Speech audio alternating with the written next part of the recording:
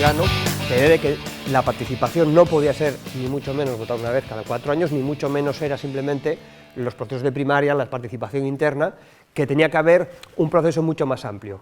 Y si algo ha servido Podemos, en todos los talleres que hemos realizado, en otros sitios comenzábamos con otras dinámicas, pero quedaba constancia de que si algo había servido Podemos era devolver la ilusión a la gente. Probablemente nadie podía decir de Podemos, me ha servido para recuperar mi puesto de trabajo, ni me ha servido para que dejen de molestarme mi jefe y que dejen de hacerme moving. Para cosas concretas, para mucha gente no ha servido Podemos. Podemos nos ha devuelto las ansias, ¿no?, de participar, de empoderarnos, de recuperar el control sobre nuestras vidas.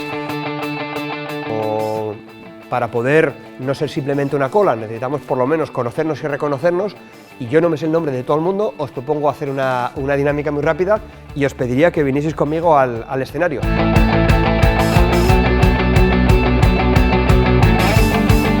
Bueno, soy Pindi y una afición así secreta pues es la huerta. Vale. Permacultura, sin fitosanitarios. Permacultura, sin fitosanitarios. Pindi, permacultura. Permacultura, Manuel, energías alternativas, Madres en Red. Madres en Red, vale, Enriqueta, Madres en Red. Pindi, permacultura, Manuel, energías renovables, Enriqueta, Madres en Red. Rubén, ¿sí? ¿Rubén? Espera, no me lo sé.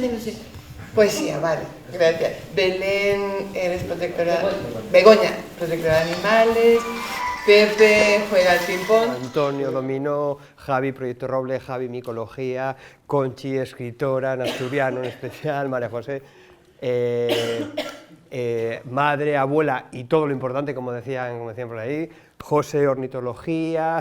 Bego, la mujer de la socialización. Arturo, manda huevos. Rodri, Greenpeace y muchas cosas más. Pilar, de vuelta. Falo, polifacetético. María Luisa es Luisa Secas, ordenadores, Luisa Fernanda, Luisa y Ángel, ¿verdad?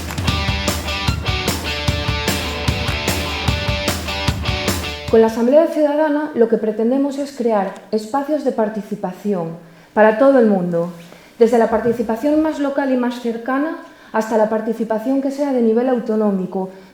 De turismo los dan todos,